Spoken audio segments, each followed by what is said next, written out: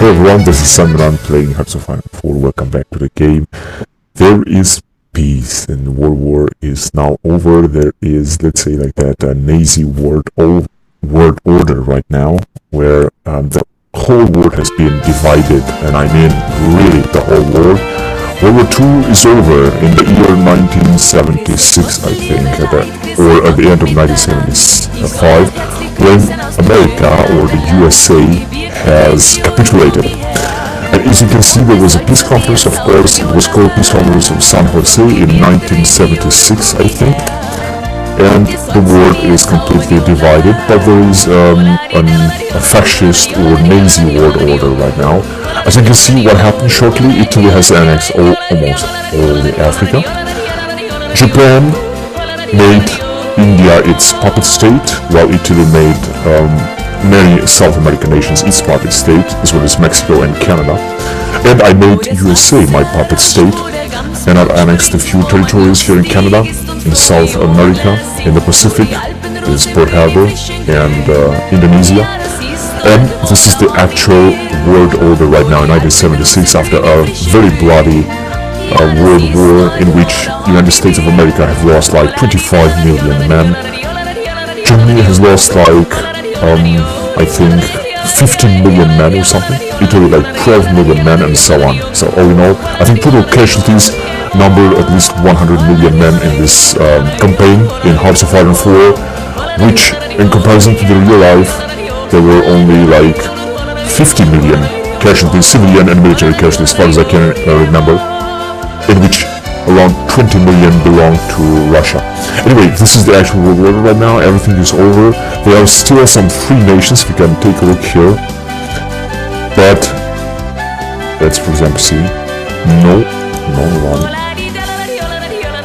it seems that all nations are aligned, actually. Right. And shortly to say, all nations are part of Axis. These are all actual nations on this campaign map, as you can see, including Free American Empire, that is in Axis, and that is a puppet of the German Reich. And yeah, that means that there is a total world peace right now. So if we're gonna judge after that, there will be no reason to play it on, because there will be no war, nothing important is gonna happen. But I'm gonna tell you what I'm gonna try to do, although I don't think what importance will that have. I'm just gonna try to develop even further to see how far you can develop this game. Regarding construction, because they have a lot of civilian factories and a lot of construction capabilities, as you can see, a lot of projects here. Building an old army, because I didn't manage to build an old army right now. All I have to do is take expeditionary forces from other Axis nations, and I would like to increase a little bit of manpower and then try to build some own German divisions, which, only to say, they are very, very elite units. As you can see, they have a lot of bonuses in attack, defense, and everything. So this one I'm gonna try to do. Then I'm gonna try to rebuild the fleet, which has been completely annihilated, such as Kriegsmarine, which is now being rebuilt and is taking a lot of destroyers.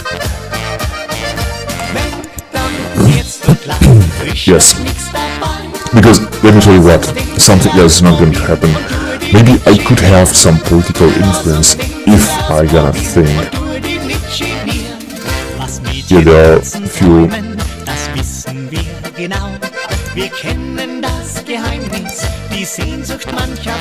aircraft carriers that are stationed here, such as 4 aircraft carriers belonging to German Reich Flotta 1.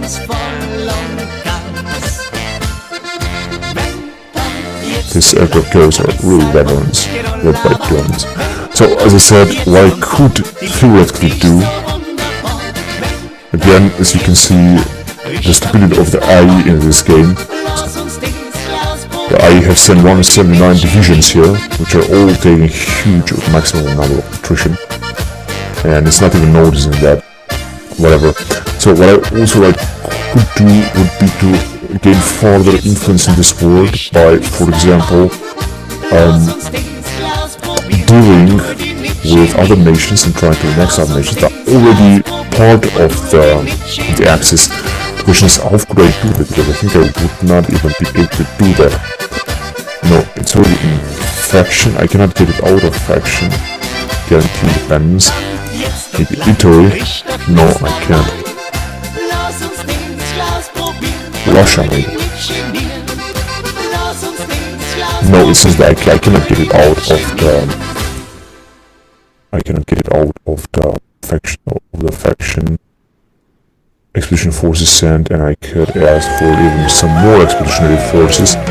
But I mean, there is a total world order right now here, and there is no other possibility of another war. The Great War is over, the greatest of wars is over, and as you can remember, that was a very bloody and difficult war. It was almost impossible to gain territory here. I think there were 3 or 4 episodes, like let's say 10 years at least, I tried to gain some territory in northeastern America. It was very difficult. Then, very easy, I tried to invade America through Alaska and then through Mexico, and the invasion through Mexico actually meant the end of America. This was shortened to say the history of the end of the World War. Not to mention the difficulties I had to invade England, and you can remember. If you guys want to see what exactly happened, just don't forget to watch the preview episodes in which you can see in detail the invasion of America and of England and of British Raj or India, which was also very, very difficult to take place, and it was actually extremely difficult.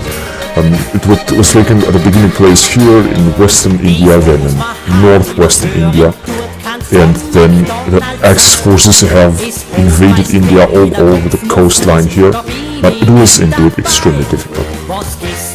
Then the German invasion of Pacific, of almost all these islands. Anyway, it was very interesting, and it was a very, very nice game, although, as I said, there are still a lot of things to improve regarding the collaboration with the AI. The Paradox have announced a new expansion that is called Live Victory or something like that, in which hopefully the interaction with the IE, friendly IE, should be a better one. Regarding attrition, sending of forces, distribution of divisions, distribution of forces according to attrition. I hope that Paradox will address these issues because they are extremely important. As you can see, I have cost me so much manpower and everything, and a lot of time by invading the US, in which I was practically alone because I was dumb enough to send here, for example, like 100 divisions that were taking attrition, and they were not able to invade this tiny land here of Panama, in which Americans have in defense like 2 divisions only. I mean, this is very, very pathetic. As well as here, for example, as you can see, we have sent 173 divisions in this corner of the map with absolutely no reason at all. Not to mention the IU freezing, which had no initiative by invading here a territory which was occupied by the United Kingdom. When everything around it was Axis forces, the Japan wasn't able to realize that they should actually occupy or actually liberate their territory. Yeah, I had to do that for them. So there are a lot of improvements to be made regarding friendly IE, to say the least, that I hope Paradox will address in the next expansion. I'm curious to see if this will happen, but if this will happen, the game will be much more pleasure to play, especially in later phases of the game, such as after 1950 or after 1960, if World War II will be prolonged to that time period. That being said, let's say that this is like some kind of epilogue or of end of the entire campaign. Thank you very much for watching, and I hope you like it. If you have any suggestions of playing a new campaign of Hearts of Iron or some interesting things at Hearts of Iron, then I think I'll do it gladly. I'm just gonna play a little bit more, and then I'm gonna completely end this campaign, which was very, very interesting, extremely hard. It was my first campaign here at Hearts of Iron 4 that I ever played until 1977.